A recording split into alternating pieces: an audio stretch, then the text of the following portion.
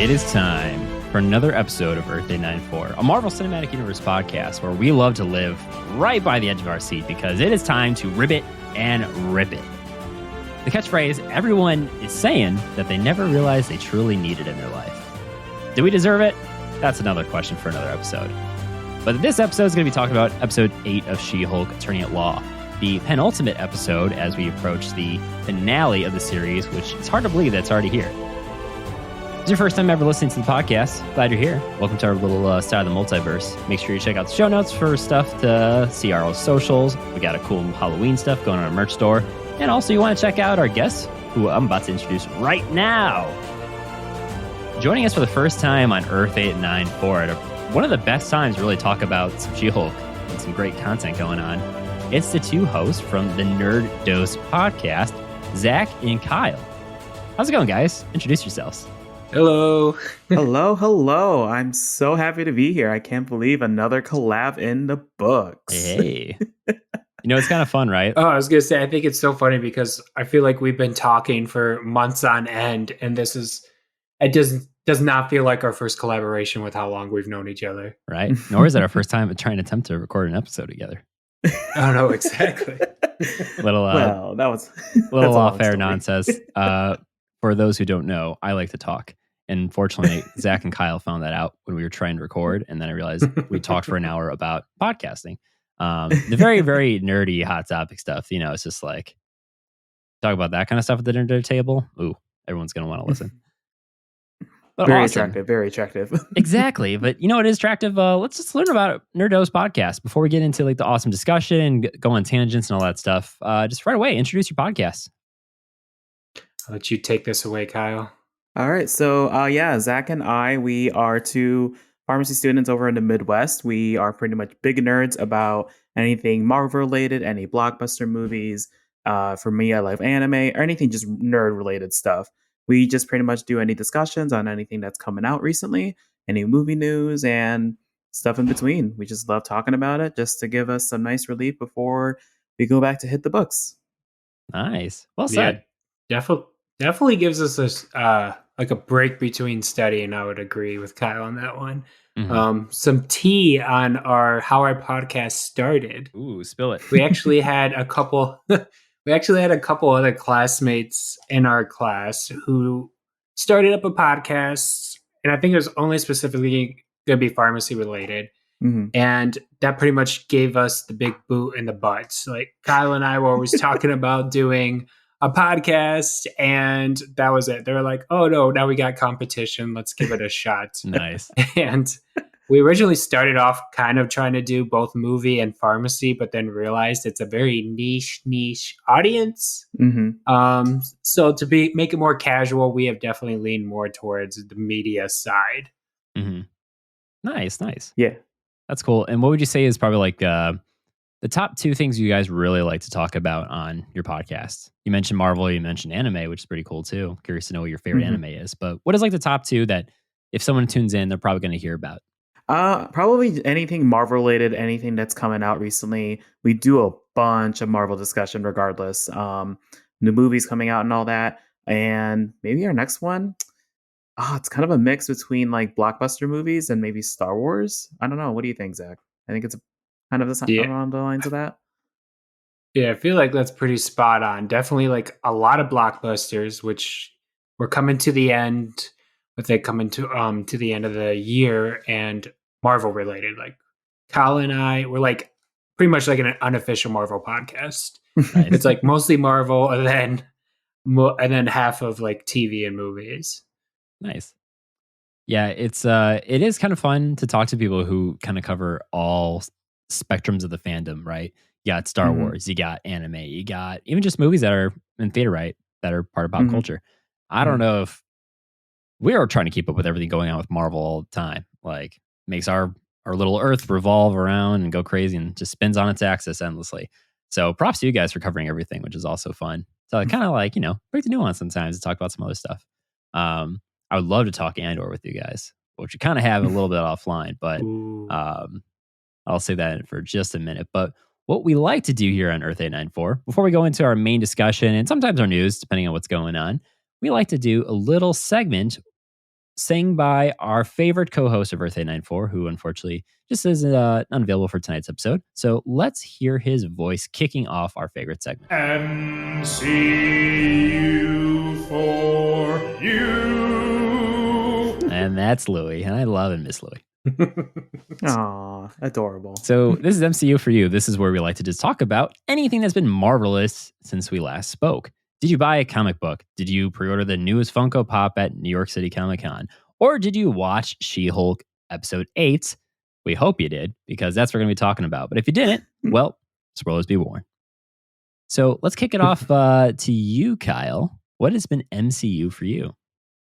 I guess the biggest MCU thing that I've been geeking out about is a little bit about me. Actually, is I'm actually a little bit of a cosplayer back in my undergrad years. Oh, nice! And I am actually going to this anime convention in Detroit in a couple weeks at the end of Halloween.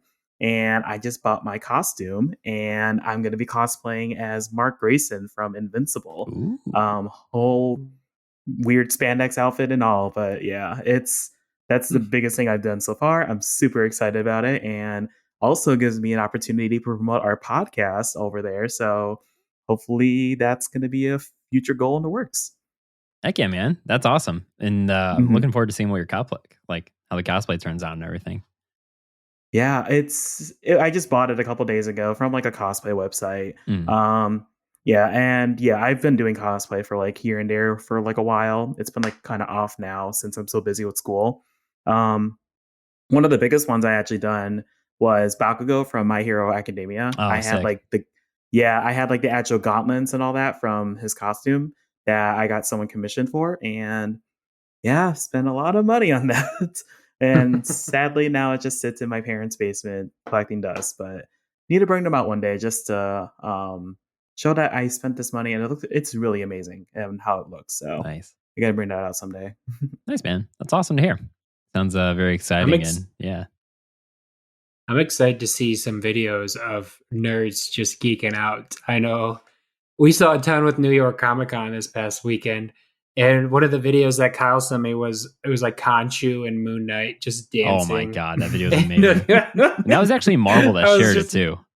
I know, exactly. That was the best part. I was like, oh, no surprised. way. I had to do like a triple Yeah, take they were on that. down for it. Oh my gosh. If I would have saw that in person, I would be on the floor like freaking out. It just looked such like a fun time. It was so funny. Yeah, these conventions get insane. Like I've been going to these conventions for like a couple years now. I've been starting going since 2017, and they get intense, especially during the light time. Like, you'll just see like you mentioned, like Khonshu and all that, like just dancing it out. I remember one time seeing freaking Tanjiro and Miles Morales breaking down on the dance floor, facing off with each other. That's still a thing I can never get out of my head. And then another one was seeing one of the dinosaurs from like Jurassic Park versus Reptar from Rugrats, and like those big like inflatable like costumes, and just seeing them battle it out in DDR. Like, oh my gosh. Yeah, just hilarious. seeing them, it was amazing, and that was the first time I went to that convention, and like that made me want to continue going to these. So excited for what this convention is going to bring up too. Nice, man. That's exciting.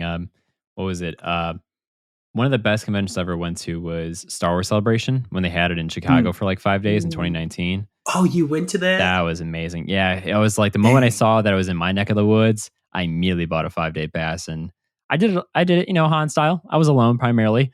So I think I walked a total of 35 miles over those 5 days. Damn. No joke. Because like, wow, it was at the McCormick Place, which is I think the second largest convention center in the globe. So it shows. I mean, I'm pretty sure it has like its own little like train stop inside the actual convention center. Oh wow. But it was an incredible experience when you talk about costumes and stuff. I don't know if you guys are familiar with the running of Wilbur Hood at Star Wars Celebration. If you know Wilbur Hood, he's that guy in Empire Strikes Back who's carrying the ice cream maker. They usually see like memed out and stuff. He has like 2 seconds of screen time. Yeah. Okay, I think I've seen it. It's a tradition at check it out on YouTube, but it's a tradition where people dress up and they call it the running of the like Wilbur Hoods or whatever. And you'll see legit like 200, 300 people just running in the costume with ice cream maker, with the mustache and everything. Just You're kidding. Gigantic line. It is incredible. And sometimes you'll actually see That like is Star awesome. Wars actors and people involved with like Lucasfilm actually in the line too and running around. So it's pretty cool. Nice. Yeah. That's funny. Yeah, if you could ever go to I a had a Star Wars friend who celebration, went to highly that. recommend it. Yeah, I think my friend went to that same one, and I think he met at the same time. I believe it was Fallen Order was coming out. Yeah, they had the panel there. It was awesome. Yeah, and they had the actor who played Cameron Cal Monaghan? just walk. Yeah, he was just walking around taking pictures with people. Nice. It was wild. My one of my friends who was actually there at a booth for his charity. He was close to where like the autograph section was at, and also where they had like the main stage for the live stream and everything, where they have stars come up and everything. The backstage of that was right by his booth, so he just like was there the whole time. Meanwhile, I'm like literally walking around like crazy. He's like, "Oh, look who I ran into," and he got a random selfie, totally free of charge too. Just what's his face? I always forget his name. He was the one guy from Scrubs because he did a voice for one of the Resistance characters in that Resistance animated series. I always forget his name. I know I can only think of like Zach Braff. It's not Zach Braff. It's his best friend. But yeah, he just grabbed a know random who you're selfie talking with him. about. And then John Boyega walked right past too and took a bunch of selfies. And I'm like, What? but it was cool. I was Damn. coming back to the Marvel side of this. I had just finished standing in the merch line for 2.5 hours. And it was the day that they premiered the Rise of Skywalker trailer. And that's when they started bringing out the main cast one by one for interviews on that stage. And I remember as soon as I heard like, please welcome Kathleen Kennedy and whatever, I was like, oh God, I need to check out ASAP. And I just sprinted over. And then I was good like 150 feet away from Oscar Isaac and some other cast members too. I got the photos to prove it. And I was like, oh my God. Oh my God. Little did I know, it's Moon Knight right there. Yeah, that's awesome. Yeah, it was a star-studded, like just gushing nerddom and just one of the best feelings ever. And highly recommend. If you could ever go to something like that, do it. It's worth it. We need one from Marvel. We just really need like our own. What was it called in Miss Marvel? Oh, the Avenger Con? Yeah, we need that. Ooh. Come on, Feige. I've heard rumblings, but I don't know because it's literally just Comic-Con, Let's go. except Well, Marvel focused. Yeah. Well, after that, Zach, what is an MCU for you, my man? I think both Kyle and I caught Werewolf by Night this past weekend. Nice. I had a blast with it. Was very surprised. Felt very fresh, new. Loved the homage to classic horror. Appreciated the black and white, and it gives me hope for more specials kind of moving forward with the MCU. I know we got the Guardians of the Galaxy holiday special, which I believe is timed in roughly around 50 minutes as well. Oh, okay, that's cool. But yeah, I'm definitely looking forward. I'm looking forward to see these characters some more. I thought Elsa Bloodstone was awesome. Jack was great too, and I was really hoping they were going to bring them back to where they were like in today's time, because I thought for sure the Bloodstone gave you like eternal life. I wouldn't be surprised, but also what's his face was dying, or dead. Yeah, very true. Yeah, exactly. Maybe like prolongs your life or something. It would be cool to see him in the upcoming Blade movie, but we all know that got really canceled. Oh yeah, that paused. A big pause. That's very surprising. Yeah. I think it's funny how Marvel news works. Like they'll announce a whole lineup and then 2 months later they'll change that entire lineup.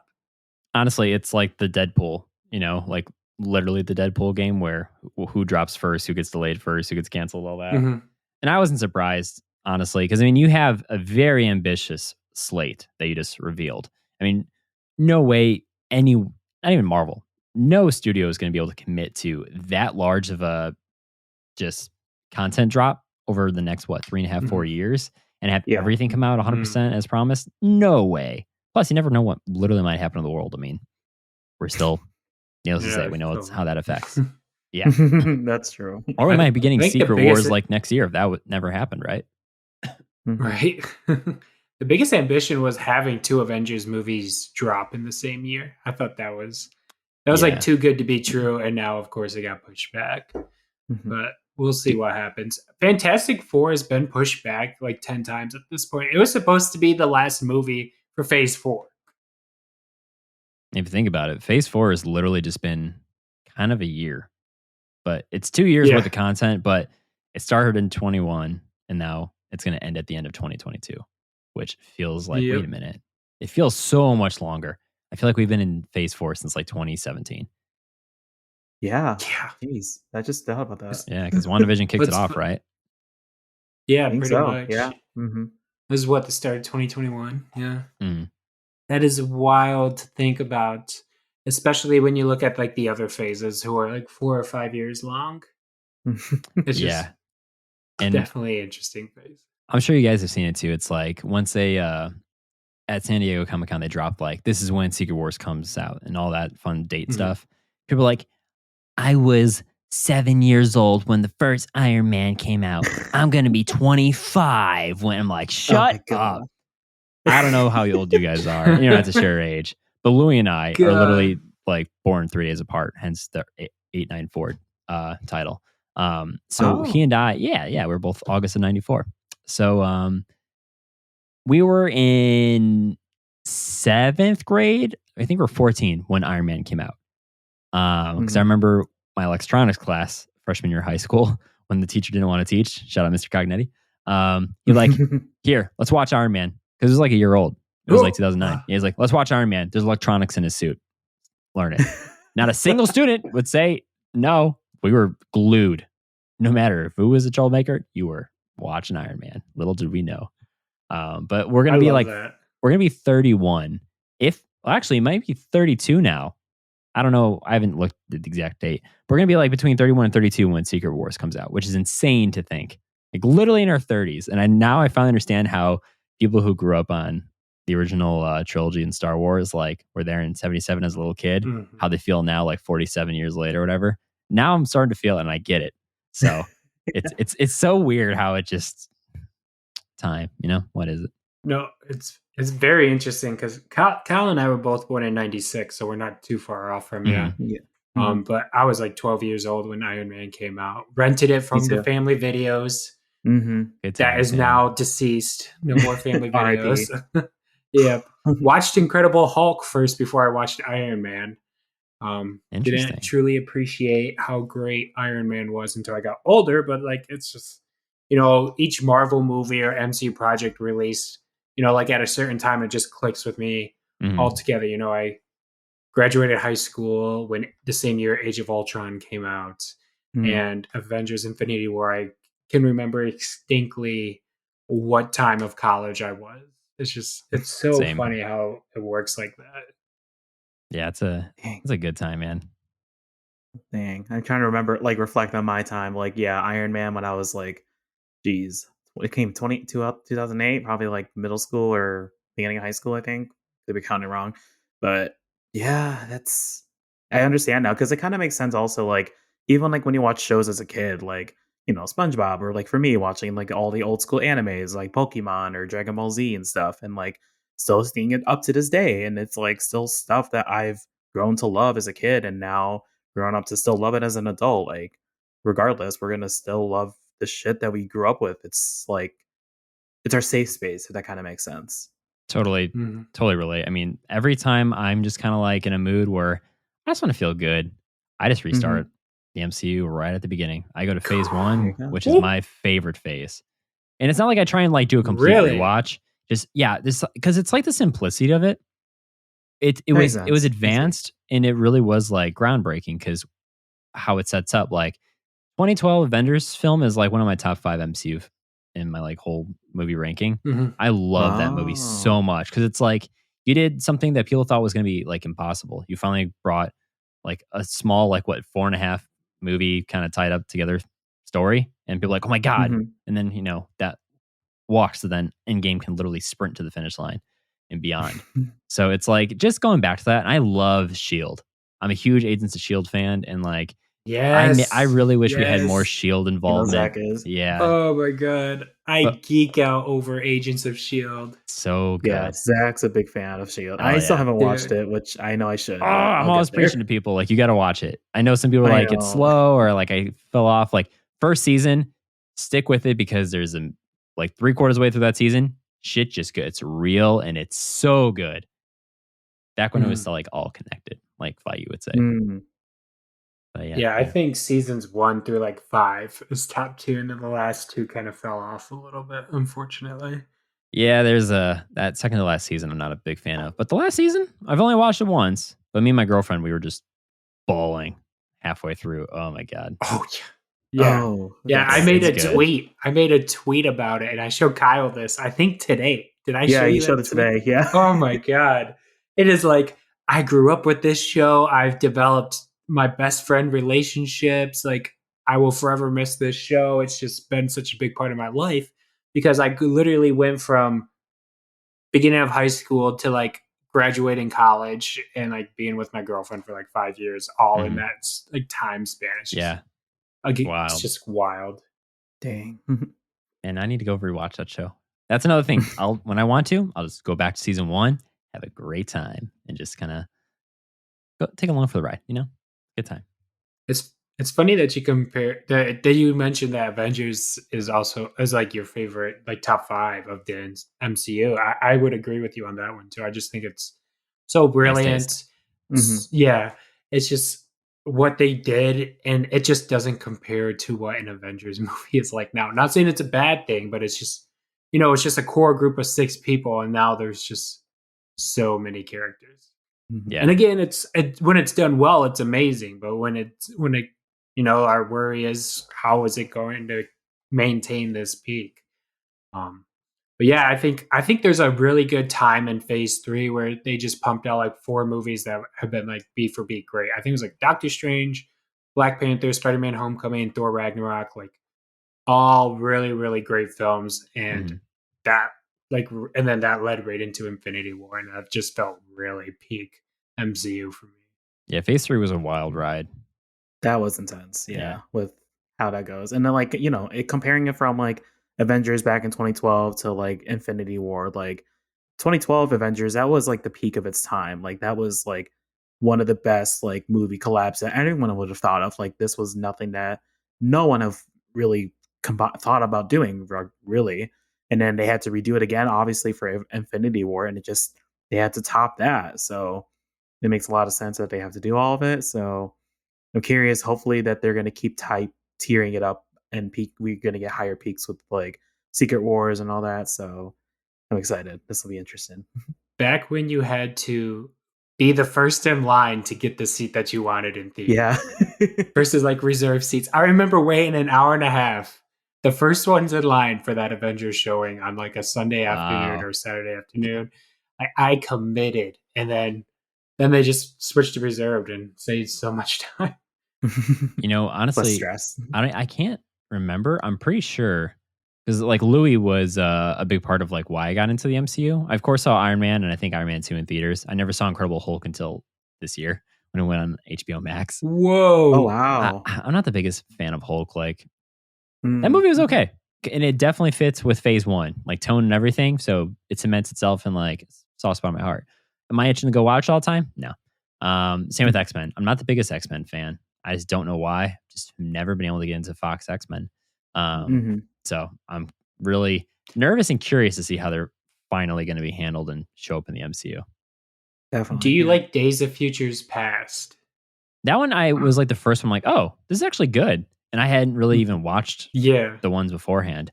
I need to rewatch that movie at some point soon. So I did a little X-Men very rewatch good recently. film. Yeah. And then Apocalypse. Everyone loves it, right?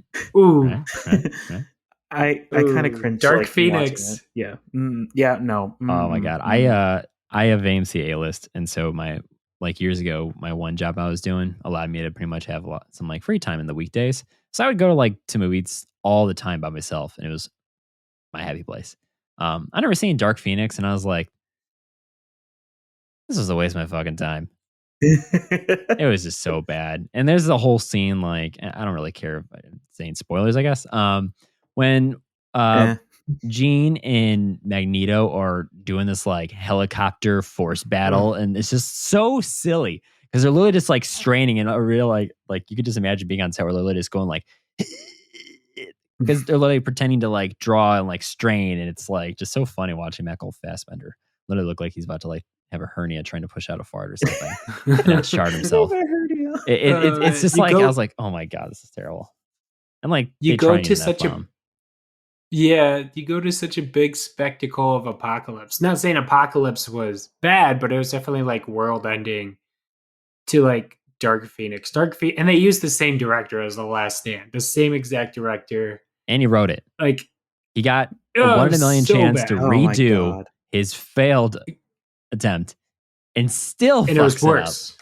Yeah, it was worse than The Last Stand. Jesus. Yeah, I don't know. And that's why like some studios I don't trust. That's why I'm really nervous about Sony most of the time. Oof. I don't know if you guys have been following like the whole Madam Web Oh my movie God. that makes no effing sense. I went on a long rant. I won't go on again.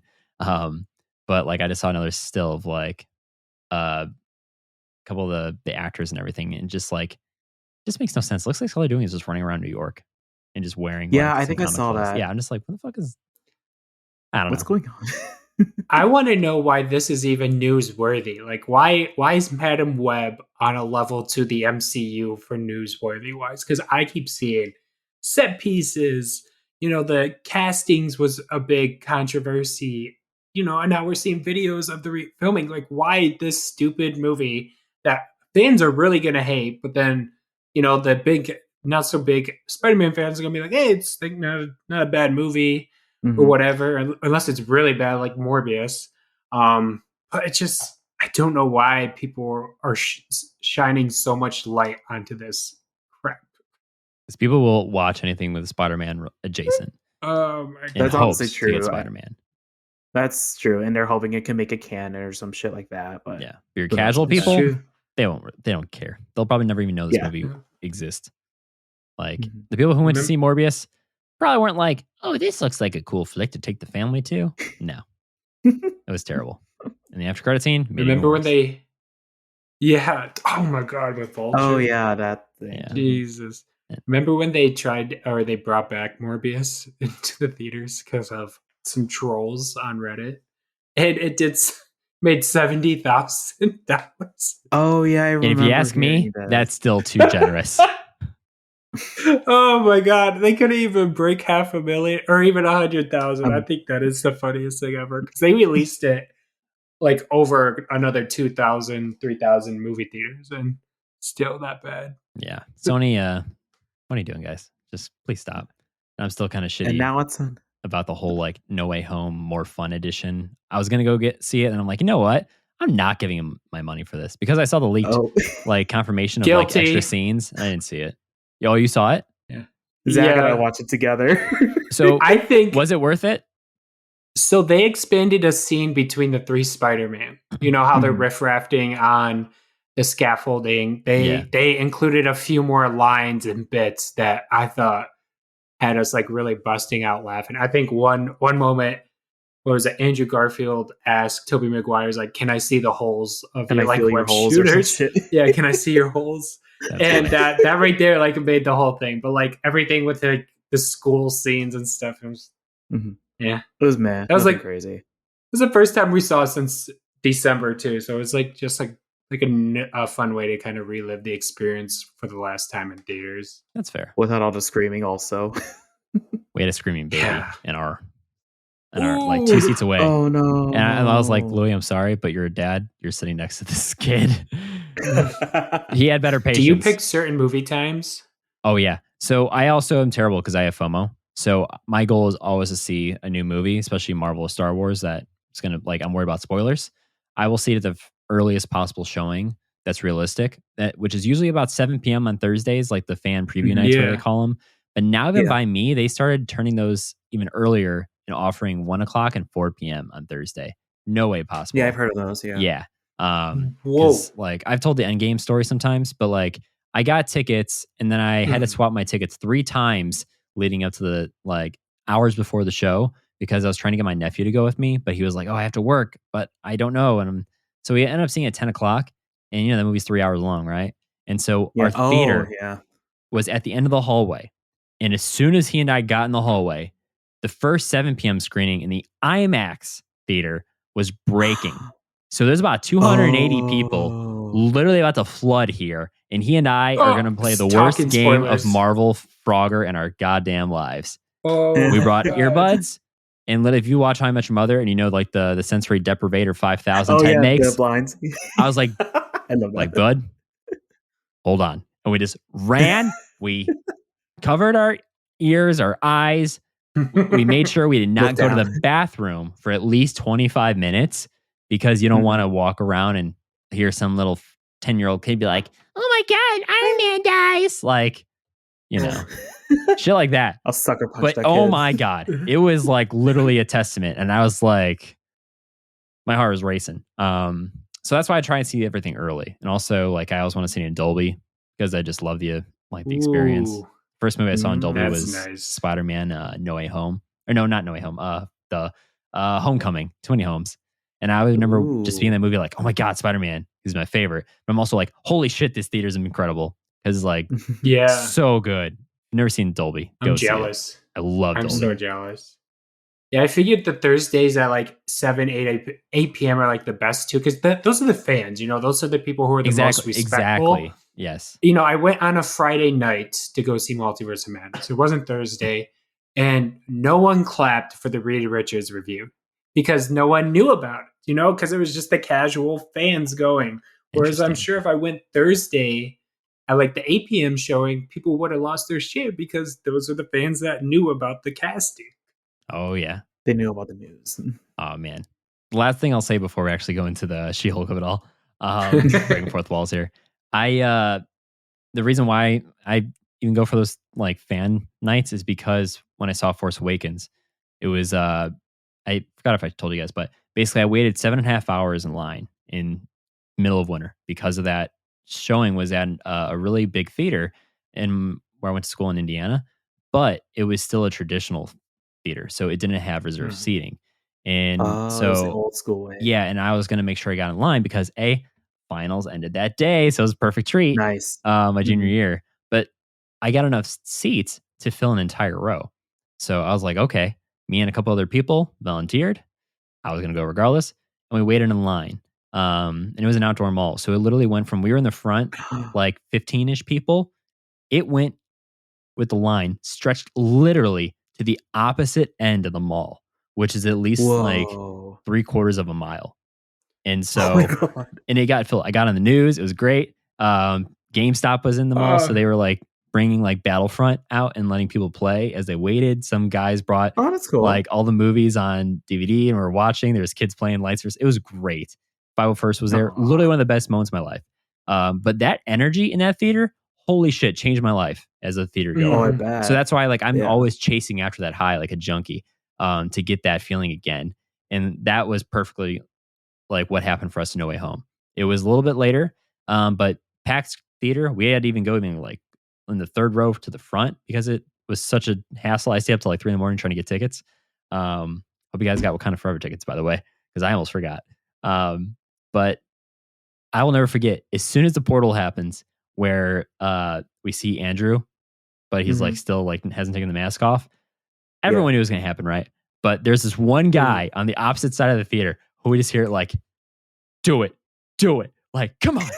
Like he gets up and then he like starts something where like, he's like, come on, do it. Come on, run, come on. And then people were like, yeah, come on. And just like started this huge uproar where people were like yelling like, yes, get over here, motherfucker. Come on, do it. And then he jumps in, finally confirms it. People lose their fucking mind. And then of course takes off the mask. And honestly, I think people were more ecstatic for Andrew than they were Toby. Because once you got him, you knew Toby was coming. You knew it was going to happen. Andrew, holy shit, I still think he's like steals that movie. And that is why I will campaign till the day I die, or I'll learn how to do it myself to prove a point. You sell your Blu-rays, you sell your 4K DVDs. What you need to do instead of a director's commentary and other stuff, you need to add a fan commentary or fan edit. So record all those like how people react in Endgame. If you want to get that awesome experience again at home that you'll never get unless you're in public, take recordings of the best stuff when people are reacting and splice them into the final mix. So when you're watching at home and you really just want to get excited, imagine hearing like literally a theater reaction because you've already seen the movie, right? So you're watching it for the experience. Throw in the fan edit and I will 100% buy every goddamn 4K they release. I want them to do it so bad. It's so Yeah, I've smart, heard. actually. Yeah. right? No, I heard you mention this before on one of your other podcast episodes, and I was like, "This is absolutely It's genius!" a Like, no I would brainer. buy that. It is a no brainer. Yeah. Like, it makes too much sense. Imagine throwing that on like your home theater. Oh my gosh! Yeah, so good. Ooh, that'd be beautiful. I'm hoping one day someone just needs to do it and then be like, oh God, this is brilliant. Marketing. Definitely. Right. Alrighty. So I think it's a good transition point here to actually talk about our subject matter expert, which is going to be Jen Walters. There's a lot of stuff that happened in this episode, and I don't really know where to begin other than just kind of kicking off the beginning. I always like to get an idea from when we have guests on the show. Where are you at with this? Have you been enjoying She-Hulk? Are you a little receptive? Or, I mean, we're at the point finally where we're just waiting on the final episode. So we kind of understand like what the show has been like and have better judgment call, right? So just kind of get your a feeler out there. How have you guys received the show so far? So in my area, like in my head, I thought it was going pretty good in the first like couple episodes. We kind of got an idea who Jennifer Walters was, regardless. I learned about her, how she was in the comics, how she kind of interacts with those celebrities, has like that fourth wall breaks and all that. So I was kind of happy with how that was going through. It was, in my opinion, I thought it was really funny seeing Megan Thee Stallion making that cameo and then seeing her twerk with She-Hulk twerk with Megan Thee Stallion. I actually really love that scene. Fight me if you don't. I do not give a crap. But then after that, like I think that episode was what, episode 3 or 4, I think, from that one. Yeah, and then after those, like the next couple episodes kind of fell off, sadly. Like they were all like minor like storylines and all that, or nothing really major was really occurring. Like, okay, cool. We got one episode where Jen Walters goes to Abomination's like little happy space or whatever. Like that was kind of like picking up a little bit because at least we got Abomination coming back. I guess another good thing was that whole Wong appearance was really cool as well. And then that whole introduction to Madisynn, which I also loved. But it's just been like a weird up and down roller coaster with this show. So right now, after watching episode 8 with, spoiler, Daredevil making an appearance, I felt like that has been coming up now. So I'm having high expectations with what the final episode is going to be and hoping that it'll work out in the end. Well said, man. Yeah, and we are definitely we are stands for the twerking. No complaints Yes. here. Hell yeah! No complaints here. And it's an after credit scene. Get the fuck over it. Yeah, Exactly. exactly. How about you, Zach? What's your take? I've probably more on the fence than Kyle is. I think Jen Walters is a great character, and I'd love to see her grow. Um, I feel like she does better more as a supporting character than she does having her own show. And the reason why I say that is because the episodes I enjoyed the most were the ones with Bruce Banner or Daredevil in it. And it sucks to say something like that, but she just, besides interacting with superheroes, who does she like really interact with? Nikki? I feel like Nikki's fine, but she's just there for 5 minutes out of every episode. Like Kyle said, it's just been a roller coaster. I think they're doing a really good job with what they wanted to do. I think the comedic moments have been landing. It's just the story that is really fell flat for me. I really don't like the day-to-day lawyer cases, or at least the ones they have chosen. Like Mr. Immortal or that Asgardian elf. Like, I don't know. I just rolled my eyes to it. I felt it was very lackluster and just very different. I was hoping like Abomination was going to last more than just one episode. Yeah, I really enjoyed the episode where she did go to that retreat, because you had that big character growth moment she had within that That's circle, true. and I was like, whoa, like this is really taking me back. I don't know, the whole thing with Titania. I don't know. It just kind of makes me roll my eyes back and kind of realize I don't think I'm ever going to rewatch this show. But I do find a lot of highs, just mostly more lows. Yeah, I feel you. I mean, you touched on some really good points there too, to kind of like reiterate. I think the show did a very good job, and I mean this in a weird way, of kind of stifling expectations. Because, okay, Mm. Abomination's in this. Whoa. We feel like he's going to be the main thing, like the through line of this whole series. Yeah. Titania, okay, that's the big villain of the whole. Like, a lot of stuff has kind of been like, no, like big upsets Mhm. in a sense of just like, it's not what you think, literally. So it's kind of interesting that, like, I don't know if you guys saw the little TV spot ad, whatever they showed like a couple days ago. So basically, it already showed two big spoilers right away for what's going to happen in the final episode. I'm not going to say anything Oh. here because I don't want to spoil it just in case. But I like, and this has been like my concern and kind of criticism with a lot of the MCU shows on Disney Plus is that I really feel like they just rushed the finales and just try and jam pack everything in there. And I don't understand why. Because it's not like you're actually fighting for making sure your stuff is going to be released on time because you're on a TV network. Like it's a streaming series. Granted, you had to put stuff out, but we're not going to get another show until, and we don't even have an exact date, early 2023. And that's going to be What If Season 2. The live action Mhm. stuff, Secret Invasion, is just Mhm. titled Spring. And with the way things are going, I wouldn't be surprised if something gets moved back a little bit. So it's like, why rush, right?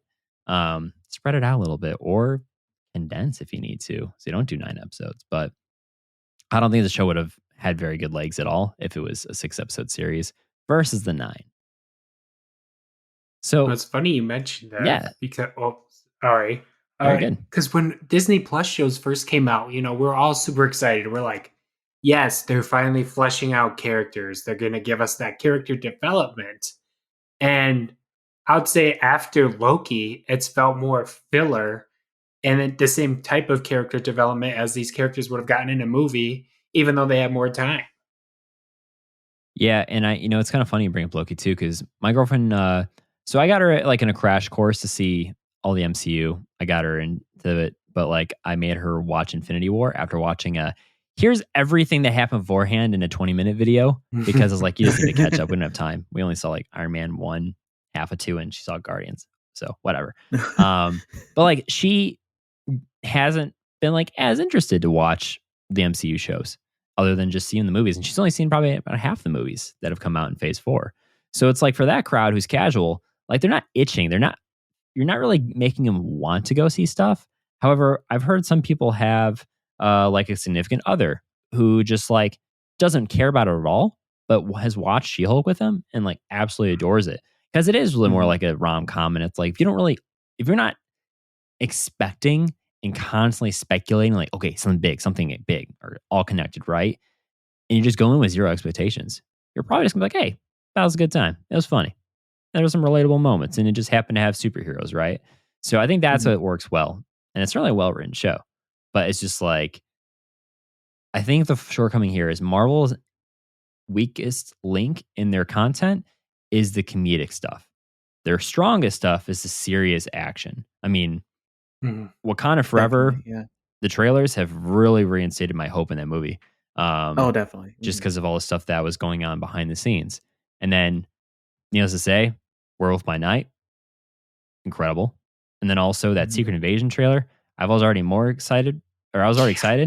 Seeing the trailer Definitely. blew my fucking Ooh, mind. yeah. Literally walking around Macy's because we were trying to do some pre-wedding stuff that we were attending, my girlfriend and I. And I'm watching on my phone. I'm like, oh my God. Yes. But like you would never expect, like She-Hulk and Secret Invasion, same universe, but just the Mhm. tone, the effects, like everything completely makes it distinguishable between each other. And I think that's where it's like, okay. And that's the stuff we're kind of more used to sometimes, just sprinkling a little humor. But when it's all humor centric and all that, I think it's just like, your target audience just doesn't meld well with it. And that's okay. It's better to try here than like our entire new movie and lineup is going to be only like Love and Thunder. That'd be a problem. Yeah. It's funny you kinda You, mentioned that because, like, yeah, for me, like you saying, like, a lot of these shows, like She-Hulk, that's pretty comedic. Miss Marvel, I would kind of make that a little bit more of a comedic show as well. And Hawkeye, I would think a little bit more comedic as well. Give or take, with a Mhm. little bit of mix with that stuff. But yeah, I love how they just mentioned that and, like, yeah, you still look at the all the other shows like WandaVision, Loki, um I guess a little bit with Falcon and the Winter Soldier. those very dramatic shows just put so much detail and so much effort into those. But yeah, looking into the comedic ones, it's like, did they put as much effort into it, or did they try to think that they were trying to be as Right. provide that much effort into those shows, or is it just like, oh, we'll just make these just so that way we can get some people to watch it? It doesn't have to be the target audience, but I guess it could just be some random people that know what She-Hulk looks like, or knows what Miss Marvel looks like, or just need something to chill, I guess. But I guess it doesn't really need to focus on a target audience like us. But still have that kind of mix with like, oh, let's get anybody to like see who these shows are and just have them watch it regardless. Right. Do you guys think Marvel really feeds into the hype that they've developed since WandaVision? I think we probably all of us have noticed, like since WandaVision, like there's a new form of hype between the MCU fans. But then when you introduce, Daredevil in your first She-Hulk trailer, like you're That's high baiting. expectations. Yeah, they're building these expectations. Yeah, I mean, remember we got reminded within the first few minutes of the first episode, right? Like, hey, just this is my show. Or is in the second episode, she's like breaking the fourth wall, like, remember, it's still my show. But it hasn't me. felt like it, because people are talking about the moments that aren't her. And I mean, I don't know. It is also like it's a lesser known hero, and people aren't just going to be like, oh yeah, like easily connect with it. So you kind of have to have a little bit of like training wheels on too. So it'll be exciting to see where they go on. But speaking of Daredevil, so we finally got the damn devil in the details. Like, Bless not us. Amen. Right. Like Mephisto, still waiting, but at least this devil, we're okay with. It exists. He's Definitely. great. He's what a man. He's a handsome devil, I'll tell you that. Even if he wants to admit it or not. But do you think so? Let's go back and like forget. Let's say that they decided to truly hold their cards to their chest as tight as humanly possible and did not reveal that Daredevil little clip at Comic-Con. So the first time we'd hear about it, aside from leaks, because whatever, the first time we would hear about it would be that one episode when she meets, what was his name, Mark Jacobs, the designer, and you see the little before the credits, and it's his helmet just inside that. Do you think that would have completely made a big difference, or do you think like I almost feel like that could have been a teetering point? I mean, it's a risk. You waited 5 episodes, but imagine how incredible people would have been blowing up. Like, oh my God, Daredevil's going to show up. What the hell? I look back at the No Way Home like experience when he showed up in that movie. Just like you mentioned, like the leaks, of course, we kind of had an idea, but everyone screamed when Matt Murdock popped up on No Way Home. I felt like it would have probably made a huge difference if they weren't creating these expectations like, oh, like stick around because here comes the devil we all know and love. So it's just, I don't know, it just doesn't make sense why they wouldn't hold it unless they were really debating on whether the show was going to hit or not. Right. I guess thinking through those, it's like, yeah, if they were to just reveal it at the end of episode 5 or 6 or whatever, like, I guess it would give more interest, like, let's say to people that haven't watched the newest episode yet, because they feel like, oh, I'm not going to watch She-Hulk anymore. It's getting boring as hell with all these lawyer stories. Now that they got like kind of like a little teaser, like, oh, just so you guys know, Daredevil is going to make an appearance somehow. It might kind of surge into like hoping that people might want to watch the show regardless. And just, especially with Daredevil as a character, I know like the TV show itself, I'm still actually working on watching it right now. And it's fucking amazing. I love And Daredevil. So good.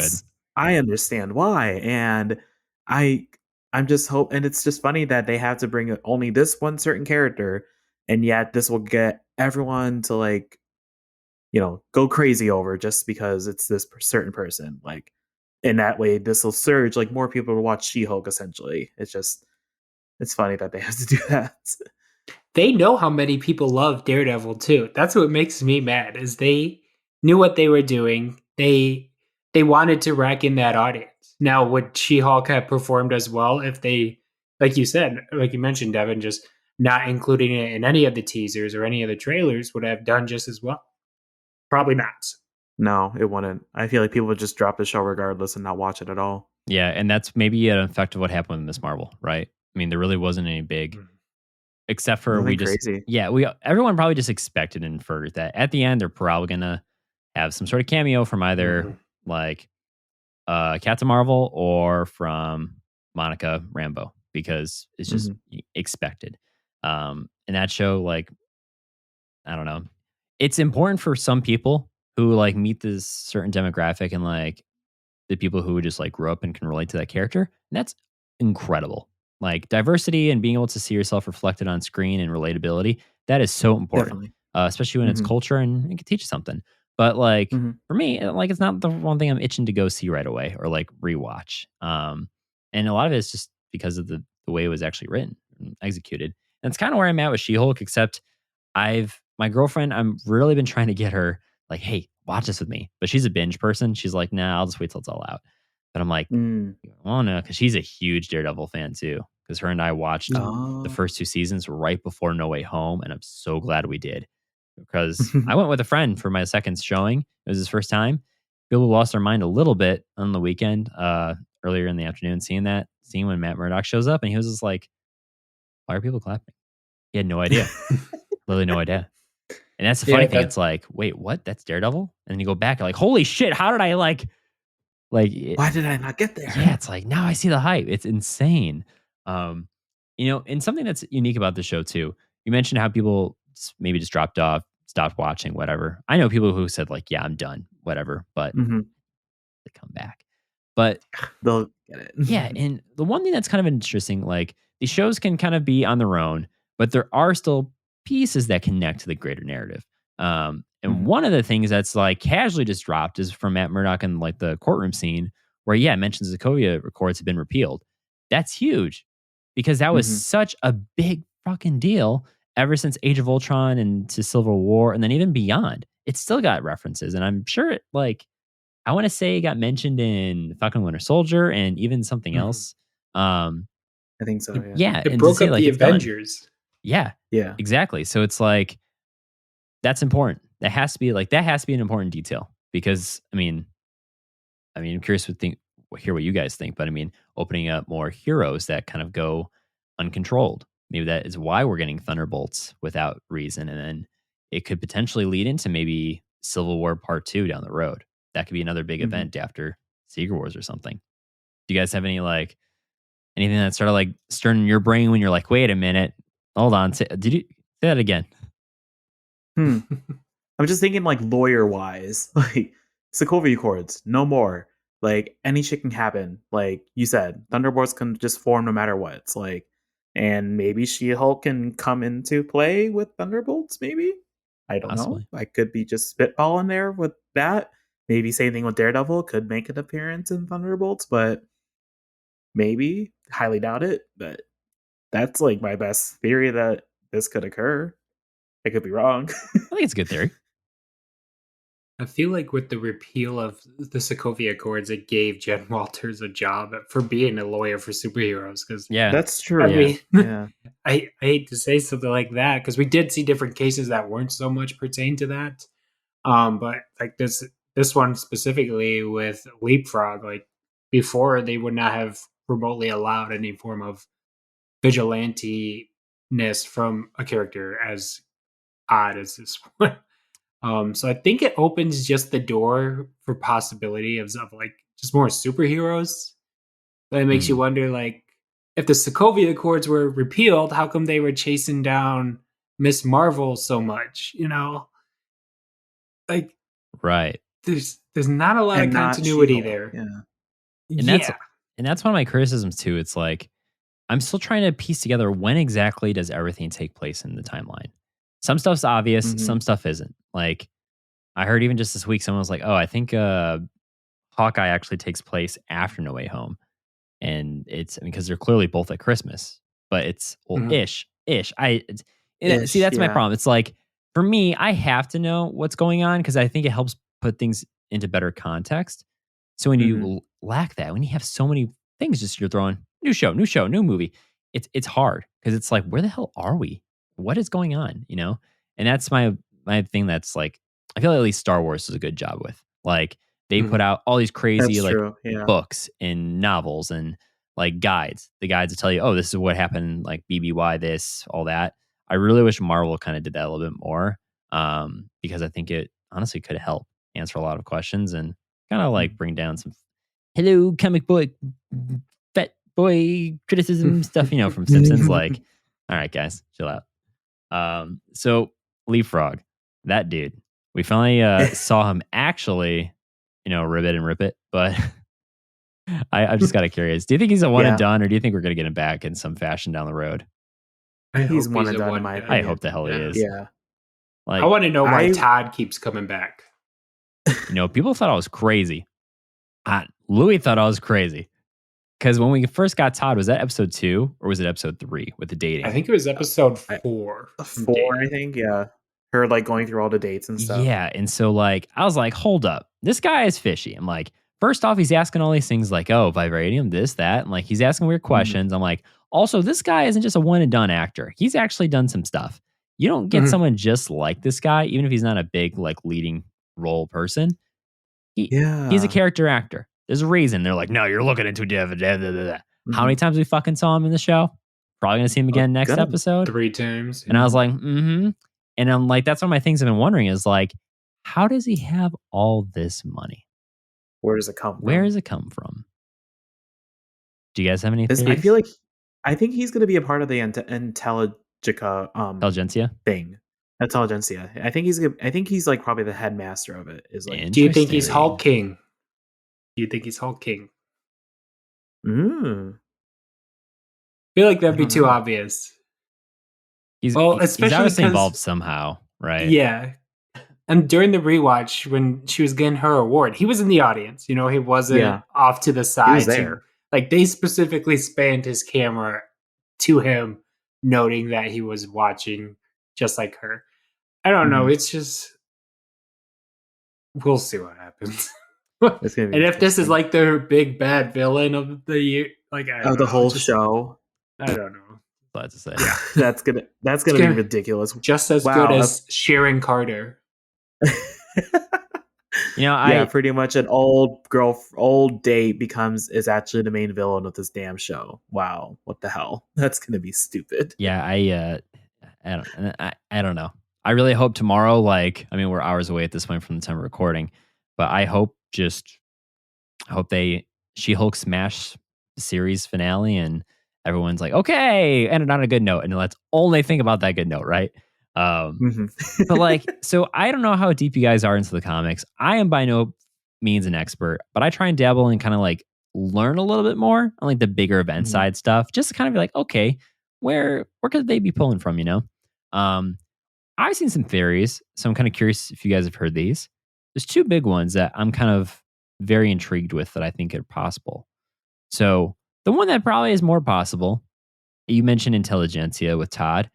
Could he actually be related as, I think, a brother of what's his face, who's the leader from Incredible Hulk? We now have seen announced is going to be a big part of Captain America New World Order. I almost said No Way Order. Leader. Yeah. So could he actually be a brother, or could he be related? Interesting. Or maybe work together, like right. You just met somehow, or he got hired in because of this person, because of him, maybe. And I also wonder if they're like related, where all this money come from, right? Because like I didn't get the impression, at least, that the leader had a lot of money at the time. I'm just calling him the leader. I forget his name. At the end time, because like I said, I've only seen Incredible Hulk once, guys. Give me a break. But he didn't seem like the richest dude out there. No. But Professor. Yeah, his brain gets pretty big, so he's a pretty smart guy. So I imagine he's a pretty smart guy. At least knows how to work the stock market on the back end. Got to make ends meet, right? So it could just be there. Well, now there's leaks that She-Hulk's going to be in the new Captain America movie too. So then you're wondering, is that 100% tie in? I don't doubt it at this point. Oh wow, yeah. I didn't know that. Yeah, and that's another thing. I kind of wish they didn't reveal that. I mean, it's awesome that New World, like the leader's coming. Great. But I kind of wish that was like a hey surprise. I wish it was for a different character. Captain America seems pretty random. I mean, it's a definitely a different direction than what they normally do. I don't know. It's just like, we'll see how it goes. But I know when they started filming She-Hulk, or when all the leaks started getting released for this show, they mentioned Hulk's son Scar possibly making an appearance in this show. I mean, do we think Hulk is coming back tomorrow? Or, like, do we think he's bringing his son? Do we think I think maybe just Bruce Banner only. Do we think they're going to expand more on the Hulk family after tomorrow's episode? I'm choosing my words wisely because I know the answer, unfortunately. But because of the leak. Yeah, thank you, Marvel Instagram. Was this in the clip?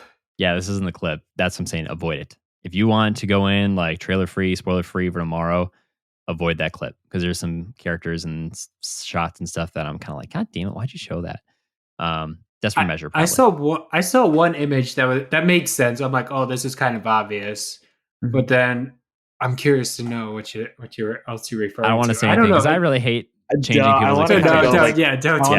Don't do it. I kind of want to go like gung ho at it. Yeah. But I will say, I think we're gonna get more of expansion of Hulk in general because I don't know if you guys heard. I haven't followed up too much since or initially hearing about it like weeks ago, but the whole like issue with publishing rights and whatever theatrics with Universal, and that's why they own like Hulk and everything, kind of like a Sony Spider-Man thing. Apparently, Universal might be losing that for Hulk, which could open up the opportunity of them actually being able, Disney Marvel Studios that is, actually being able to make a Hulk-centric movie or something of that matter, which would be great. And I think that could be what we're getting little Easter eggs of. Little hints at. Yeah. So that other theory I want to mention too. So for Todd, I possibly wonder if he is actually related to Victor Von Doom. And he mentioned he studied abroad. I'm predicting we're going to get a post-credit scene of Wakanda Forever. We're going to get Doom. I think we're finally going to get him fully revealed in that. He's been around. Really? You think so? Even with the because Doom is actually a very rich man. He's got a lot of money. No, owns his own country. Definitely. Exactly. And that'd be a good reason. Like, oh yeah, where are you from again, Todd? How do you have all this money? Because I guess there's some comics where his son is a bit of a jackass, just like Todd, and actually has a similar naming structure. And I think we finally got his name revealed in this last episode, right? Like Todd Phillips does that sound right? I thought he mentioned his last name. So. Which I was like, okay, yeah, because he's still only listed on IMDb as Todd. When they don't list the last name, it's for a reason. So it's ominous for a reason. So that's why I'm like, I think he could potentially be related to Doom. And just that spoiled brat son getting into stuff. And also he bought a Wakandan spear. And that's why I'm like, okay. When I heard when that part came up, I was like, okay, I think Doom might be showing up. I think Doom might be part of Wakanda Forever, trying to get those resources. That's true. Yeah. This might be a small transition in the conversation. Go for it. But going back to Daredevil, did we like him in the MCU? I know we got a little bit of him in No Way Home, but the biggest worry was like, is our big bruiser, dark character from Netflix going to transition well to a show, especially like She-Hulk, but as well as just the MCU in general? I'm kind of curious, Kyle. So, and Zach. So, Zach, have you seen all 3 seasons of Daredevil? Yeah, so I'm a big Daredevil fan. I binge watched the entire first season in one day back in 2015. That's how I got addicted to binging, was that show. I'm still working on season 1 right now. Okay. It's just been on and off right now. So that's how I have like an idea of how it is. Gotcha. So I want to make sure in case I like spoil anything accidentally. It took me like at least 4 years to actually get past the first episode of Daredevil, if it makes you feel any better. It took me like, it literally took like Louis, like, dude, just watch the fucking show. Watch it. Hands down, we just finished season 3 like a few weeks ago, like a month and a half ago. Oh, wow. We stayed up pretty late on a Sunday night, work in the morning because it was worth it. Nice. Yeah, so you're in for a ride. To answer your questions though, Zach, I was hesitant. I was kind of nervous. I was like, are they going to make it very campy because of the show's tone? I'm actually felt like I was watching the exact same Daredevil. I felt pretty good. It's just different context. He's okay to be a little funny or a little less dark because that's what the show calls for. So I think knocked it out of the park. Do you think it has? I'm not sure. From you guys that watched it, like, was he really dark in the Netflix shows compared to like how he was now in like Very and like Batman, very Batman type Yeah. vibe. Very okay, vigilante. Always fought with his fists. I mean, yeah, most of the show, he has a makeshift costume. okay, that makes sense. Yeah, that does make sense. Okay, because like I know from like watching it from throughout She-Hulk, like that was like more of how I've gotten introduced to him, like from the show. It's like very comedic, very like happy, very like relaxed or whatever, give or take. So I was just wondering, like, what do you guys thought? Is it like kind of similar? Is it kind of different than what we kind of expected? So It's I different. it's just interesting with it. Yeah. It's different where we left off on season 3, but Yeah. of Netflix. But I mean, that's an entire different era. I think that closed. That's a whole different universe at this point. I mean, it's canon. I think it's canon at least. I have people fighting me that his TV show isn't canon. I think that's really, really kind of a dumb thing to think about, especially when they use the exact same suit. I feel like at that point. But I thought he was amazing in this show, just like you mentioned, just different context. Matt Murdock definitely feels like he's in a different place in the world. He seems happy. I mean, that's what we always wanted. Based on the show, he was so angry and out for vengeance, and he's in a good place. I think one of the biggest things I noticed in his character was the comedy. Mhm. Marvel is Yeah. so consistent with this sarcasm, clever comedy that's like a slight duration from Tony Stark. I mean, you see it in every main character at this point. But his former comedy just felt, he's not a comedian. His jokes were lame, but they were funny. He was having a good time with it. Like unwhooped ass. I can't believe He's a fans were smart ass. getting. Yeah, exactly. Yeah, Yeah, very he's smart ass very fight, much a yeah. smart ass. Yeah. I can't believe people were getting mad about that. Like, I just think it's like, yeah, it's not a great joke, but like he's laughing, I'm laughing. It fits the context. Like it Mhm. just separates himself from Jen as well, who also kind of has that type of typical MCU comedy.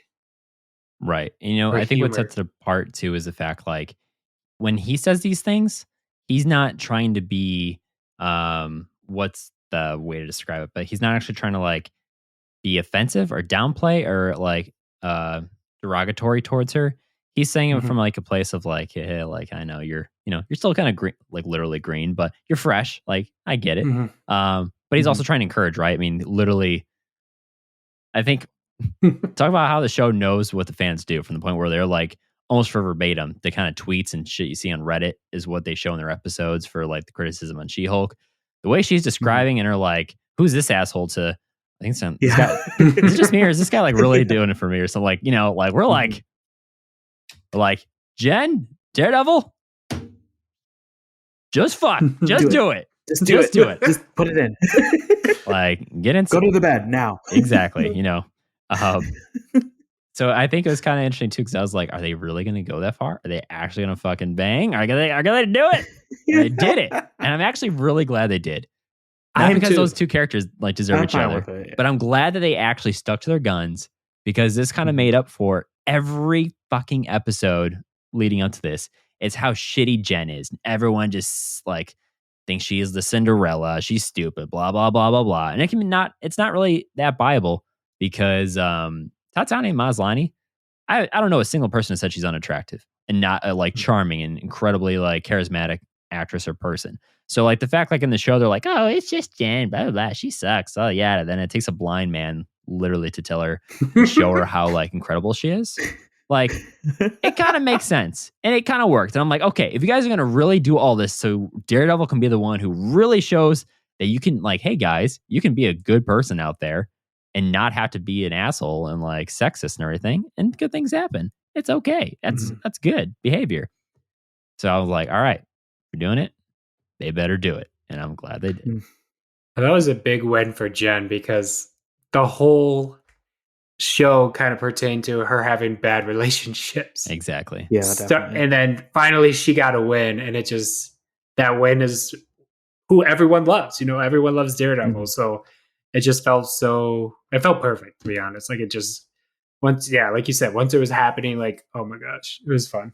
And that walk of shame, The man. ship had to sail. That walk Yeah, of and shame. that walk of shame. Oh my god, I love that. He's See, smiling the people whole are time. ripping on that. He's I think that's smiling. hilarious. Why? He is Yeah, I smiling know. too, which is great. He's like just whistling. He's Yeah, like, hello. He's just having a fun time, and Charlie Cox is 100%. really like embracing this character more than ever. And I think He it's is showing. incredible. He is Mhm. just downright the perfect person. And that's one thing I'm really glad that they didn't do is recast the character just to do it. Mhm. Because we've seen it with other things, X-Men, Fantastic Four, all that. Mhm. But like there's clearly an audience demand, there's a strong following, and there's a damn good reason why that's apparent. And you see it on screen just from one little episode of why this guy, Charlie Cox, is Matt Murdock, who is Daredevil. And it shows. And I'm like, thank you for actually doing that and keeping it. Do it for the rest of the Netflix shows except Iron Fist. But everyone else totally deserve it. Bring me Luke Cage. Bring me Jessica Jones. Bring me Tom Cruise. Just kidding. Tom Cruise. But speaking of fourth wall breaks, because that's something that happens next, we get this really uneasy. I don't know about you guys, but I was like very unnerving and unsettled by that fourth wall break before the episode ends. When Jen Oh, walks out yeah, of her me bed, too. she's like, "Wait, you guys are still here?" And starts narrating. I was like, "Okay," because now you've got What's my gonna attention, happen? and now my senses are heightened, kind of like Daredevil, Mhm. because I'm just waiting for something bad to happen, and it's a long sequence before Yeah. shit gets real. Mhm. Yeah, I was kind of unpleasant when she like walked out of like, after doing it with Daredevil, like saying, "What are you guys doing here?" And then she like kind of explained like, "Oh, this is actually the penultimate episode, so there's probably some shit gonna go down." Mhm. So I thought it was really funny that she literally mentioned that. So like it's actually shit that she knows. Like, yeah, we know MCU's does this shit for like all of their Disney Plus shows. So I kind of give them props for like kind of acknowledging that. So I'm okay with it. But yeah, that was like it just made sense. Like this shit's gonna go down regardless, and this is gonna happen soon. So we kind of had to prepare for it. And in my opinion, I kind of did. It did kind of like shock me at the end with like what's gonna happen because like we finally see Jen Walters like actually like legit Hulk out Yeah, like she's at pissed. everyone. Mhm. Oh yeah, Yeah, Get consumed in that rage. yeah. exactly. With the red also that was there, like you can see like not only like actual seeing the rage in her, but like the surrounding like rage. I thought that was like really cool to see. And she even says straight up, like, "Oh, a Red Hulk." In that little scene, it's like, Oh, "Don't you Oh like, don't yeah, you fucking do it." yeah. But see, like that's it. Like that is meta to like the nth degree, and just being like, "Hey, we know what you guys are looking for. We know what you're trying to Mhm. find. Are they gonna fridge me? Are they gonna get a Red Hulk here?" It's like now I don't know what to expect because now like I can't even say you're like setting expectations because you're also not, but you are. So it's like that's why this episode 9, I cannot wait to like be like a kid, going to bed early, hoping Santa comes Mhm. first thing in the morning. You wake up, see what's under the tree. Hopefully there's not coal, which could be impossible in some episode finales, Mhm. but hopefully it's just full on presents and everything you asked for. Um, I mean, speaking of, we saw Nikki do the shink and another Wolverine reference in this show. Oh, I didn't notice that. Yeah. You're right. With the makeup. Yep. She Yeah. Oh, does she that. did do that, didn't she? Yeah. And Another one. What was the first? Oh, wait, they did mention the first one with like what is it like? Man beats up people in the bars and yeah, Man along with those lines. Claws like gets in bar fight. That's one. The second one is in the end Oh, illustration with the shoes, where you see all the different Marvel Mhm. character shoes. There's a Wolverine uh-huh. style design shoe, so that's technically 2, and then this is now Oh. 3. But my question is, so you guys are familiar with what happened an episode or 2 ago, whatever, where Nikki breaks the fourth wall when she looks directly at us but doesn't say anything? Really? I didn't notice Yeah, that. she's writing down on paper. It's when they're doing the Intelligencia, her and the other lawyer, they're like looking at stuff. She Yeah. is looking down and it's very creepy. It's almost like a Wanda kind of stare. She just looks up, but dead on, Oh. she's 100% looking at the audience and then just looks back down. That's not a mistake. That is Whoa. intentional. 100%. And she's You wearing think kind of like a so? witchy, like, I don't think she has a pentagram, but she has something that almost looks like kind of like Yeah. that kind of like, Sacred? yeah, exactly, that she wears a lot. And so the fact that Oh. she does this Wolverine little thing, very meta, once again, and it's during this fourth wall break narrative, I'm wondering, is she and this also extends to the writers as she and they, is she doing this because the audience knows about it and she's trying to like, hey, be cheeky to literally us, the watchers? Or is she doing it just because she saw that guy in the news story or whatever? Maybe people are talking about Wolverine and thought it'd be funny. Mhm. Because like I 100% know. And does she know that Jen's actually breaking the fourth wall? Because she did it. Thumbs up. And that's why I feel like she might be coming back down the road in like Agatha House of Harkness or Covenant of Chaos, whatever it's called now. Yeah, Covenant of Chaos. Because I was like, wait a minute. Something's fishy. Something's fucky. I don't get it. Or what if she's the villain? What if she's the main villain? I've thought about that, Oh, but I feel like she's too good to Jen. you think? Because she was like, we have to tell her right away about the Intelligencia thing. And the other lawyer's like, no, don't do it. Like, don't stress her out. Let her have a good night. And then, I see. What you're saying. she's like, oh my God, this happened, this happened. She's like calling her, right? So Mhm. she's almost like maybe that weird kind of devil or like weird omen that's looking after you, but also probably is doing a little bit of weird stuff. Mhm. Is she Kind of like Mephisto? pulling an Agatha, essentially. Yeah. I mean, we saw Agatha break the fourth wall sometimes too. So these That's witches, true. maybe that's what they're doing. Do we think Red Hawk's coming in the final episode? I don't think so. Yeah, neither do I. Well, like wasn't there like a part where they were trying to take like She-Hulk's blood, even though it didn't work out, but like no, it did. They Did something have their happen? blood. That's what I thought, right? Allegedly. Yeah. So, allegedly, yeah. So What's gonna do happen? you, that yeah.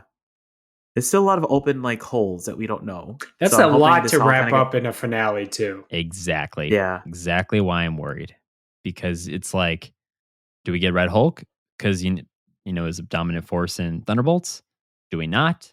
Do we get like Titania coming back? Do we get Hulk to come back? Do we have Abomination coming back? Do we have like anyone? Like how do you wrap this up other than just the fact like Intelligencia, She-Hulk's pissed. Is she gonna need a lawyer now again? Like it's so it can go so many different ways. And it's so like for me, my head's just spinning and I feel like I'm better off if I don't think too hard about it because I'm gonna be That's in a true. Mephisto situation where I'm like, okay, I built a perfect ending in my head and none of it came true or like was remotely close. And now I'm like disappointed after like 29 minutes. And that's my one thing too. Do you guys think this is going to be post 30 minutes or do you think it's going to be like same episode length to wrap I this think the up last one was what, like 36, 38 minutes? with 12 I minutes can of see credits? Yeah. It's 12 minutes. I can see a nice 35-minute episode. Oh, maybe 40 You think? minutes. Yeah. How long There's was just Miss so- Marvel's final episode? Oh, I don't know. Because they kind of have the same ish type of I length. thought Miss Marvel was like 40-minute episodes. I don't think they I were think it half was an longer. hour. I think you're right actually because this definitely is It fast. sounds like it was longer. Yeah. Yeah. Oh boy, I don't know, man. I'm nervous, but at the same time, like, I just, I guess what I'm curious too. You brought up Red Hulk. Do you think, if you had to guess, who would you say you think could be the Red Hulk? Okay, did you hear Michael's theory from Star Wars regarding this? Is it about the Constantina? Yeah. Yeah. Yeah. Constantine? Well, I mess up her name every time. Louis is the only person I know who can say her name for verbatim Valentina. on the spot. I can't say her name. I call her Allegra D. Here's a little nerd dose humor for you. Let's go. Let's go. We love the drugs. But no, this would be Val. He has this theory like, why show Val in the lineup of Thunderbolts? You know, you got like she's supposed to be the background character. You know, she's supposed to be behind the scenes. Like, why would she be right next to Ghost unless she secretly has powers? And with the actor who passed away, who played Thunderbolt Ross, like, I think it's an obvious choice. They're not really going to end up going with him for Red Hulk. So Michael came up with this theory, like, she's going to be Red Hulk. Like, that's how she's going to play a part in Thunderbolts. Since Red Hulk has such a big role in that team, at least in the comics.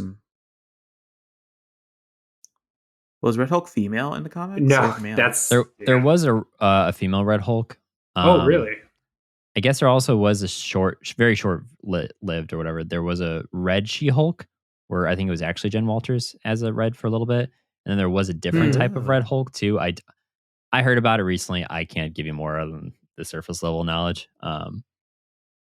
But that's an interesting theory because I guess I'm going to tie it back into two examples, right? So like Chadwick Boseman was a huge surprise to even Marvel that he was terminally ill.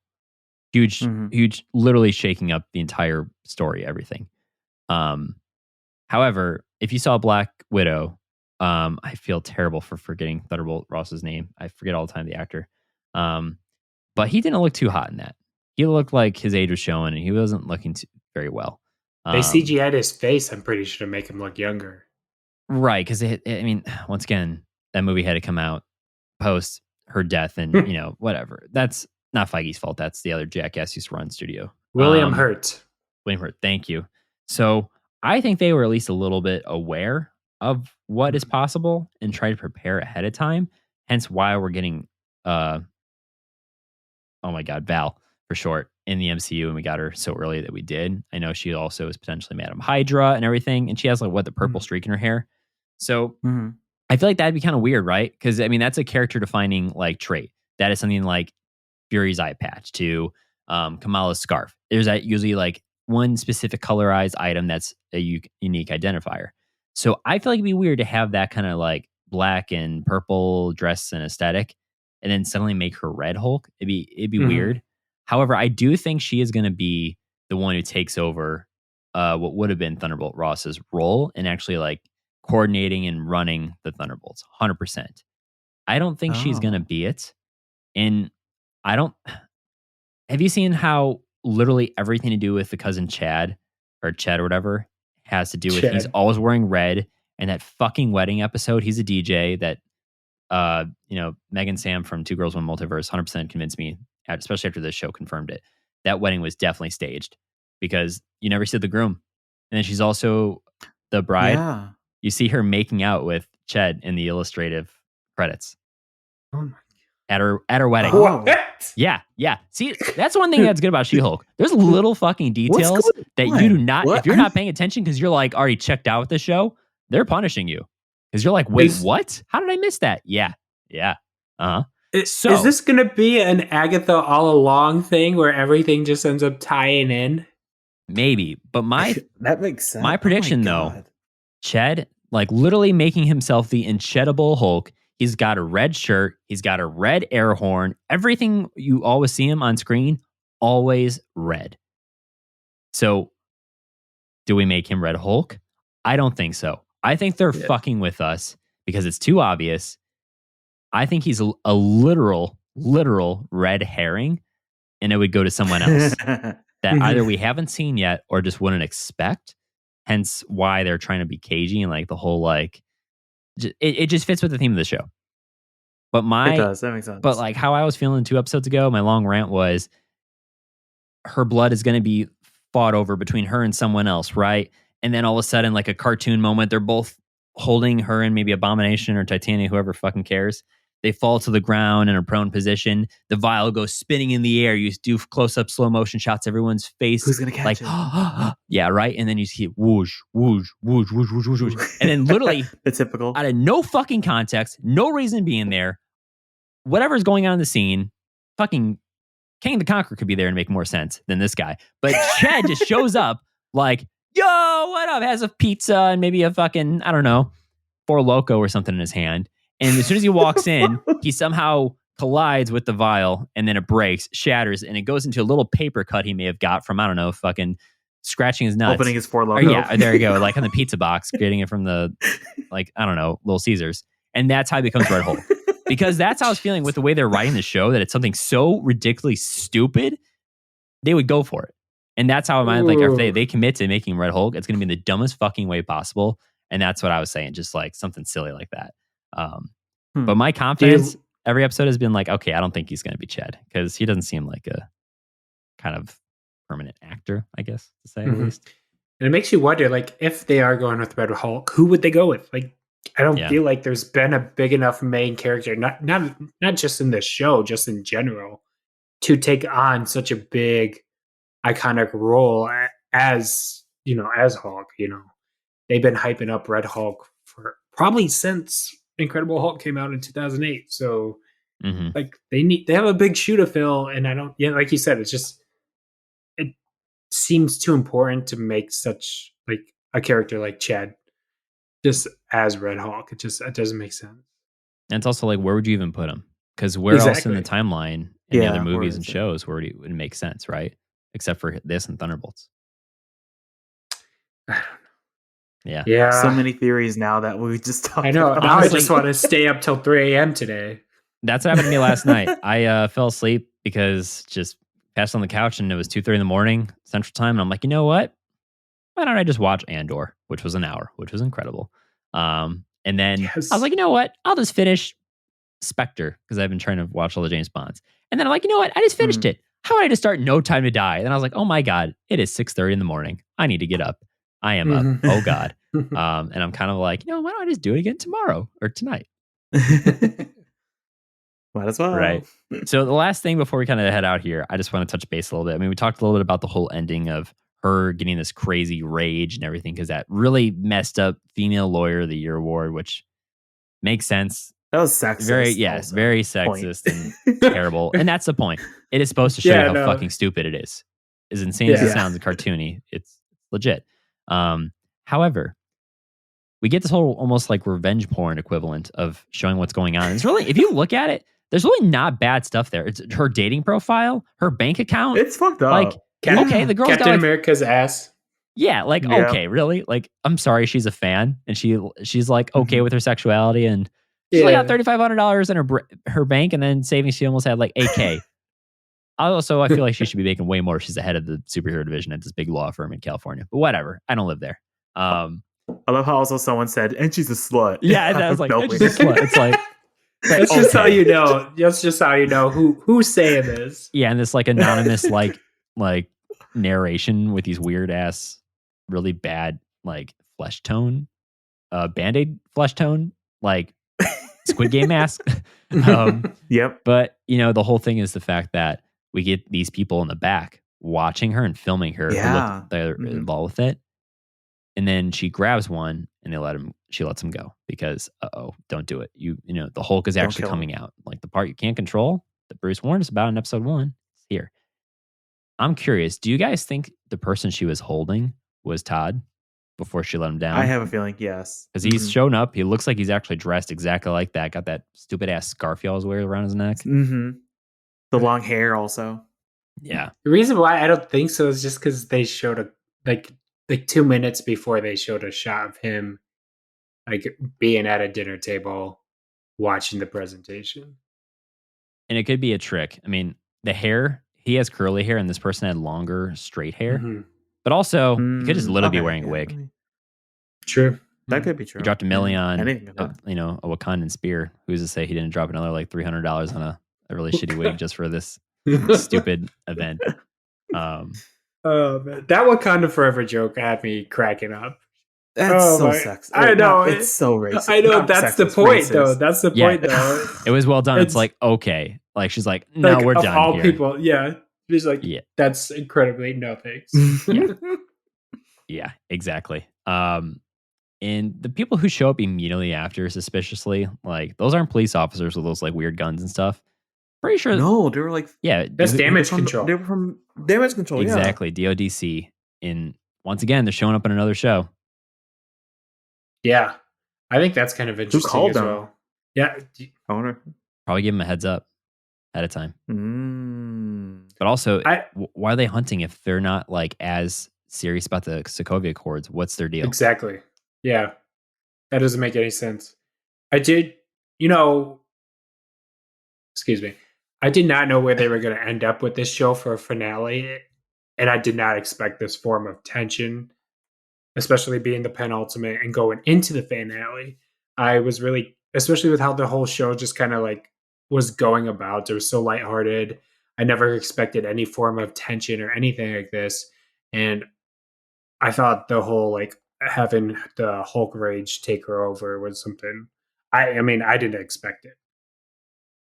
Yeah, they get real at some points when I think it's appropriate, and they do a good job. Mhm.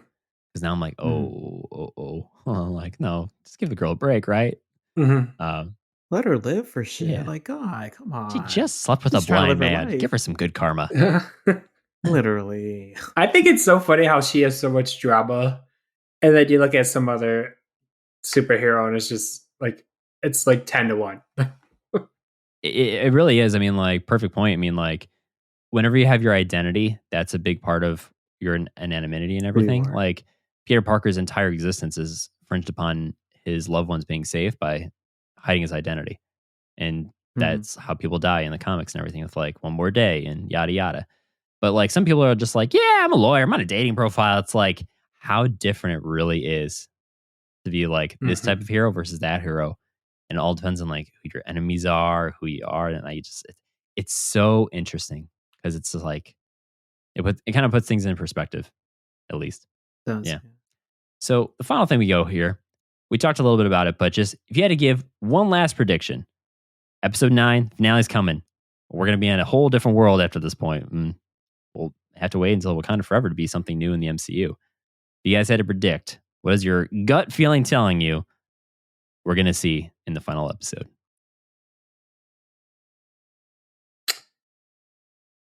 I'll go first. I think we're Yeah. gonna Sorry, I'm see. still thinking. I think we're gonna see Scar, Hulk's child. I Wow. have a. I think one of the last bits of the episode is gonna be him just popping up out of nowhere. I think Bruce is coming back. He's gonna be in the episode, and then the very last shot, he's like, "Oh, by the way, I forgot to mention this is my son," and then see a miniature Hulkling kind of wave, and then end credit, cut to black. Interesting. I'm guessing along the same lines also. Maybe I'm thinking maybe Wong might make an appearance as well. Who knows? Wongers. Wongers in Madison for no reason. But but other than that, like yeah, I think that could be a possibility seeing Hulk's son come up out. Maybe Todd could be the one who's actually the main villain of this whole story. My other theory is maybe her friend is actually the main villain. I don't know.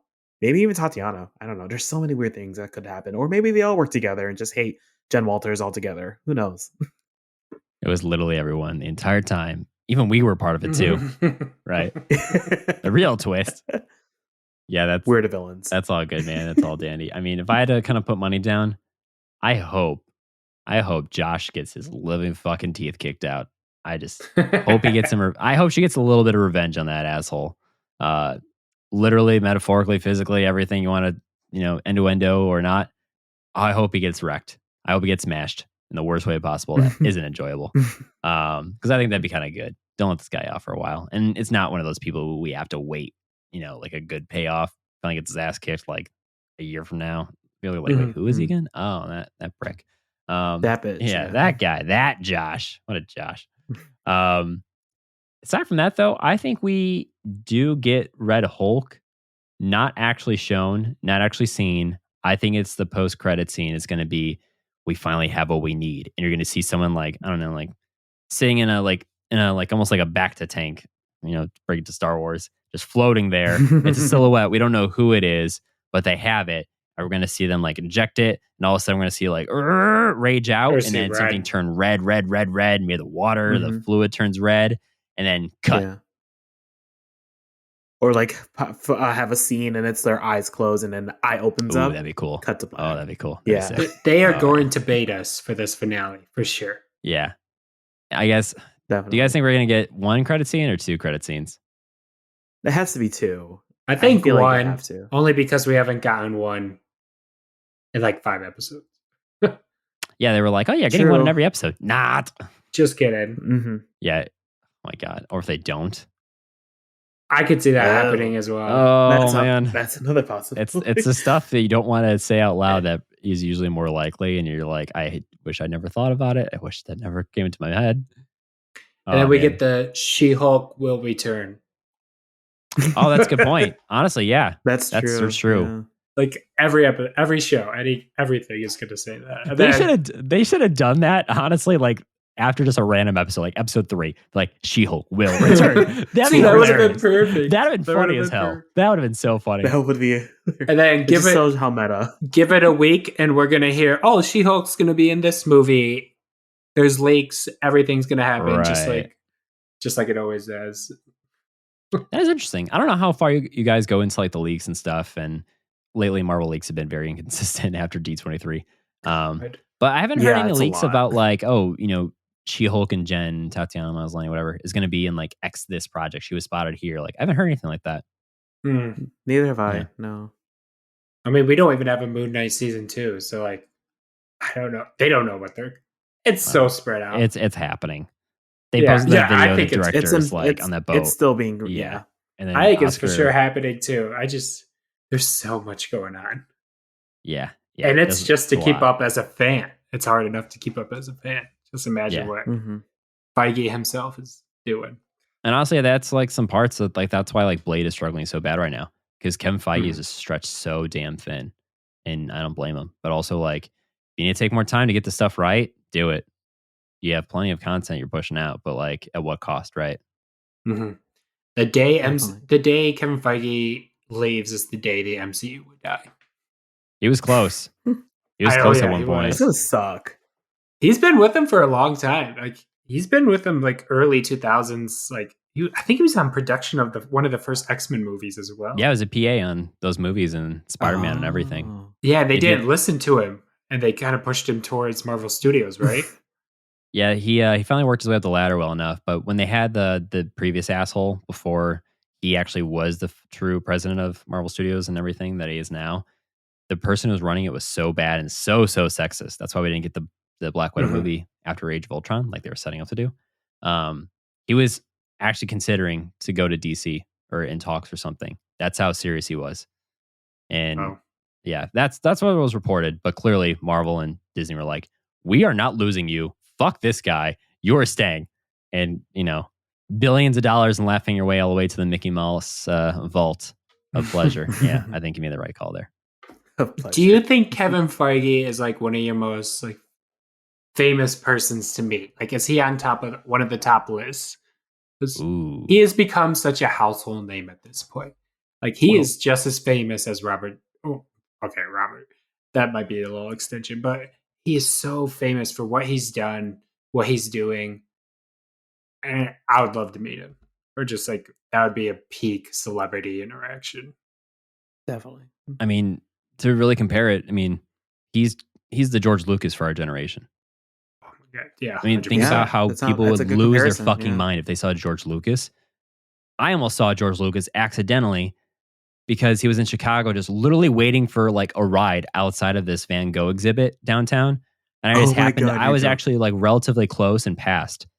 And then I see like the next day on the news article, literally just this random ass dude with like, his tube socks and jorts and like a flannel that he always wears and his fucking New Balance Nikes or whatever that are like total dad shoes. Just standing there. Guy worth billions of dollars, great at Star Wars, literally just waiting there for like his Lyft, like Uber by himself. Like a little kid just like, oh, I wonder what they're going to serve at dinner tonight. Like insane.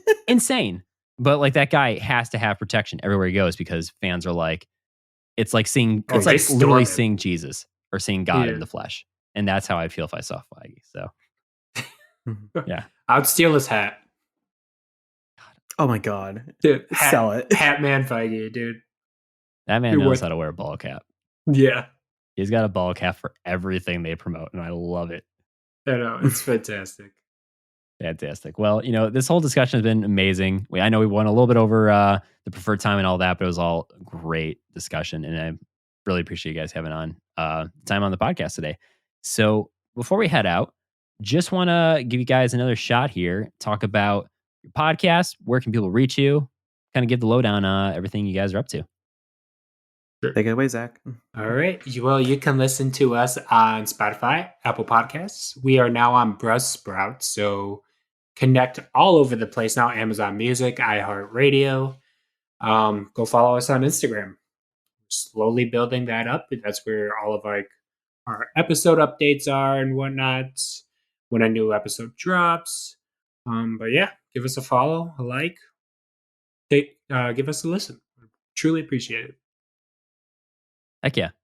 Make sure you check the show notes for this episode, and you could find all that stuff he just rattled off. So I saved you the convenience. I'm a nice guy. Alrighty. You are. Thanks, man.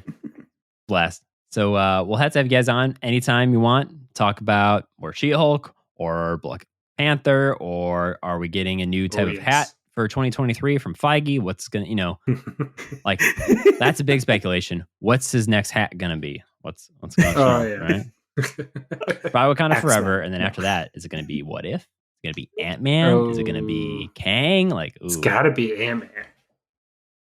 You think? Guardian. Yeah, makes sense. It would. Ant-Man is gonna be next level. Did you guys see the leaked trailer that came out? I've seen bits. Yeah, I saw tiny ones. Yeah, I watched it. I think we're about to record literally an episode, and I was like, "Oh my god, guys!" And I just watched it, and I regret not hitting the fucking record button like our friend just Tom to get your Sides is telling initial me. reaction. Because I was just like right here, and I'm watching it on my other monitor. I'm like, "Oh my god!" And I'm just like drooling at the mouth because this is not the movie I would expect to be the trilogy component of the Ant-Man movies. No, it looks good and serious, but not it's like gonna be scary. Oh my god, be gritty. It's gonna be so fucking good, and I'm like, okay, let's go. Back in it. I'm excited. Back in it. Give it to me. Give it to me now. Oh man, it's gonna be good. So, all right, so let's actually get out of here. Thank you guys so much for listening to today's episode. Make sure you subscribe to Earth 894 if you haven't already, and help us out. Help us make some new friends in the multiverse by giving us a good review. We like the 5-star ones the best because they help show us more free. Apple Podcasts, Spotify. And also, make sure you go check out the merch store. We got launched some really cool new Halloween-style designs. So go check out our Sinister Lab or Hollow Earth. Good time. May cause incursion, so be warned. We love incursions. Hell yeah. All right. Have a good one, everyone. It's been Earth 894. Jen, Daredevil, just fine. Language.